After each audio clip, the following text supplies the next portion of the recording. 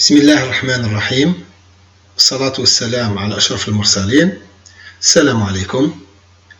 Toujours dans le cadre de notre matière construction métallique, matière destinée aux étudiants de la troisième année licence académique en génie civil, je vous résume aujourd'hui le chapitre 4 intitulé Calcul des éléments comprimés et fléchis. Il est clair, depuis l'intitulé, qu'on va traiter dans ce chapitre le cas de dimensionnement des éléments métalliques sollicités simultanément en compression et en flexion. Cela veut dire qu'on aura le risque des deux instabilités préalablement détaillées, le risque du flambement qu'on a vu en chapitre 2 et celui du déversement qu'on a traité en chapitre 3. Donc, la principale question à poser dès maintenant est la suivante. Est-ce que, pour ce type d'élément, le code CCM 97 commence par faire la vérification par rapport au flambement, ensuite celle par rapport au déversement, ou il nous offre de nouvelles formulations? La réponse est la suivante. Vu l'interaction entre les deux sollicitations, compression et flexion, le code CCM 97 ne traite pas les deux instabilités séparément, mais il nous offre de nouvelles formulations qui prennent en considération, comme je viens de dire, l'interaction entre les instabilités causées par la compression et par la flexion. Passons au plan du chapitre.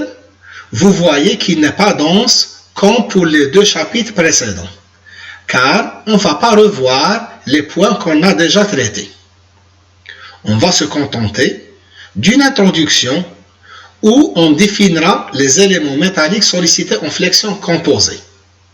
En plus de ça, en cas 2, du dimensionnement des éléments comprimés et fléchis selon le code CCM 97, qui est l'aspect réglementaire. On va pas donc revoir le principe de dimensionnement des éléments comprimés et fléchis. On ne va pas redéfinir les instabilités, le flambement et le déversement. Aussi, on ne va pas redétailler l'aspect théorique des deux instabilités en question. Commençons par l'introduction. Donc, pour les éléments métalliques comprimés et fléchis, autrement dit, les éléments sollicités en flexion composée, et comme montré par cette figure, ce sont des pièces où l'effort N se dirige vers l'intérieur et les charges transversales ici s'appliquent dans le plan moyen de symétrie. On n'a pas dit que l'effort N doit être appliqué au centre de gravité, car si cet effort est décalé du centre de gravité, il ne causera qu'un moment additionnel de flexion, l'effet P delta, et notre élément restera toujours comprimé et fléchi. Comme exemple d'éléments métalliques sollicités en flexion composée, on cite les poteaux et les potelets. Les potelets, bien sûr, lorsqu'on prend leur poids propre en compte, et les traverses dans les toitures inclinées. Passons au point 4.2, où on discutera le dimensionnement des éléments comprimés et fléchis selon le code CCM 97, autrement dit, l'aspect réglementaire. Le dimensionnement des éléments comprimés et fléchis selon la réglementation algérienne dépend de deux paramètres. 1. De la classe de la section transversale, chose qui est normale à cause de la présence de la compression. Et 2. Il dépend aussi du fait de la présence ou pas du risque de phénomène de déversement. Ainsi, et en fonction de l'élancement réduit lambda bar LT, on distingue deux cas. Le cas A, sans risque de déversement, et le cas B, le cas avec risque de déversement. Le cas A est rencontré lorsque lambda bar LT est inférieur ou égal à 0,4. Par exemple, on voit pour le poteau dans cette première figure que la présence des maintiens latéraux, l'hélice de bardage ici, va bloquer la semelle comprimée du poteau toujours à se déplacer latéralement. Donc, empêcher que le déversement soit un mode de ruine potentiel. Dans la figure à droite, les pannes jouent le même rôle. Elles vont bloquer la semelle comprimée de la traverse à se déplacer latéralement. Par conséquent, empêcher l'élément comprimé et fléchi, la traverse ici, à se déplacer en réduisant la longueur de déversement. Pour le cas avec risque de déversement, on le rencontre lorsque le déversement est un mode de ruine potentiel, c'est-à-dire lorsque lambda bar LT est supérieur à 0,4. L'absence des dispositifs constructifs dans cette figure ne participe pas dans la réduction de la longueur du déversement. Par conséquent, le dimensionnement doit être fait avec risque de déversement. Donc, puisque le dimensionnement des éléments comprimés et fléchis selon le code CCM 97 dépend de la classe de la section transversale et de la présence ou pas du risque du phénomène de déversement, on commence par voir comment dimensionner les éléments à section transversale de classe 1 ou 2. En premier lieu, dans le cas où le déversement n'est pas un mode de ruine potentiel, c'est-à-dire sans risque de déversement. La vérification à faire est la suivante. NSD sur Kimin fois AFY sur gamma M1 plus KY MYSD sur WPLY fois FY sur gamma M1 plus KZ fois MYSD sur WPLZ FY sur gamma M1 est inférieur ou égal à 1.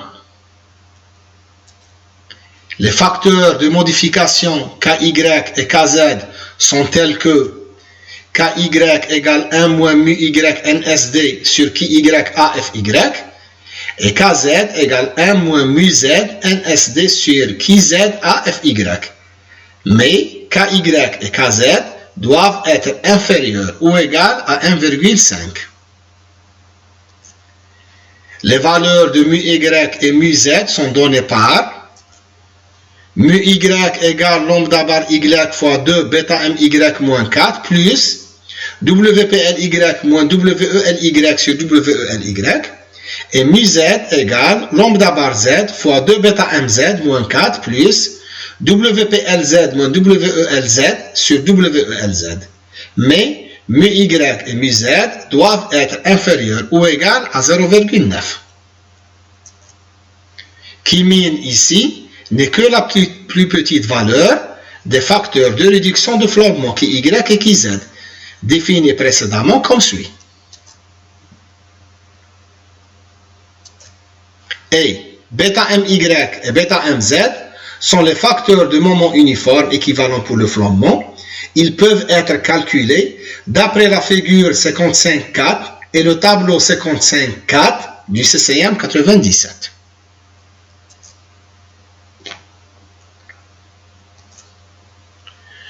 Toujours pour les éléments à section transversale de classe 1 ou 2.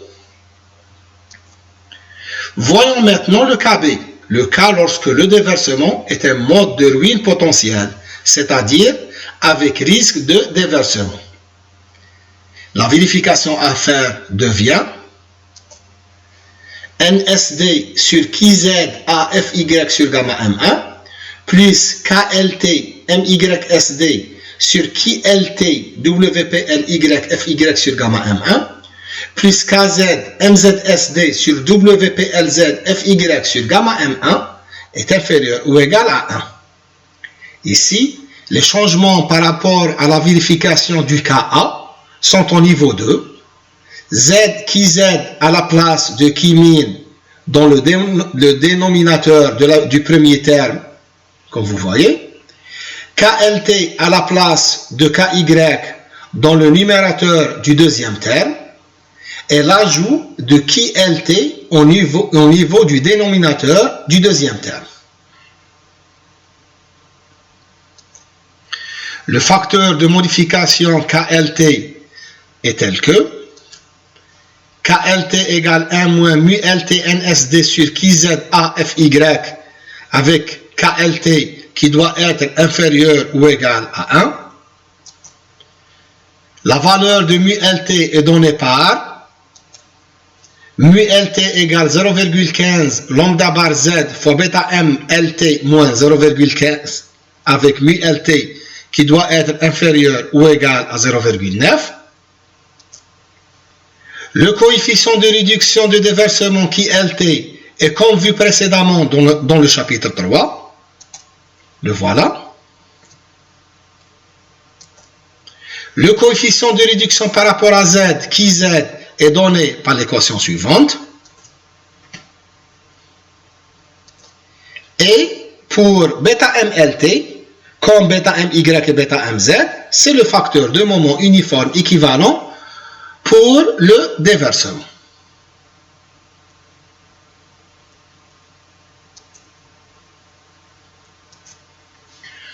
Pour les éléments métalliques à section transversale de classe 3,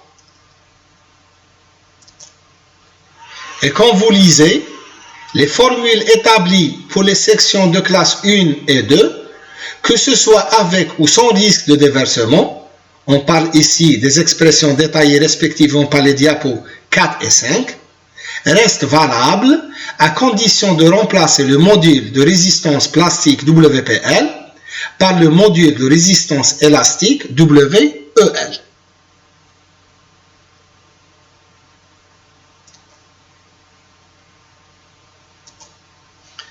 Derniers éléments, les éléments à section transversale de classe 4.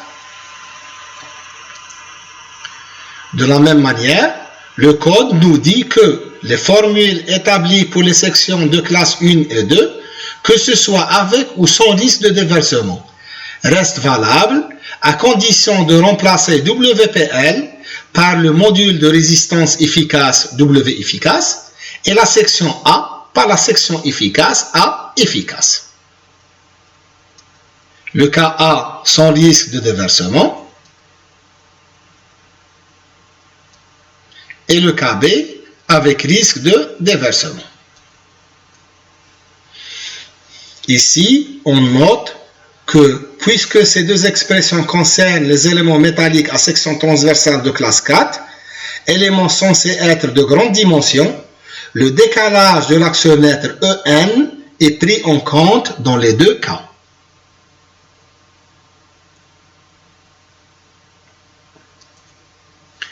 Je termine ce résumé de cours par vous offrir ce formulaire, document autorisé pour les exercices de TD, pour les exercices de contrôle continu, même pour les examens.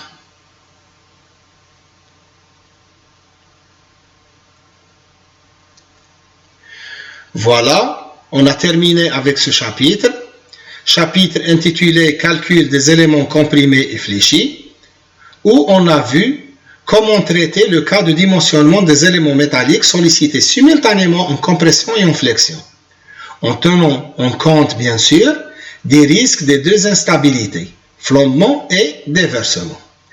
Je vous remercie pour votre attention. Je reste disponible pour répondre à vos éventuelles questions. Salam alaikum.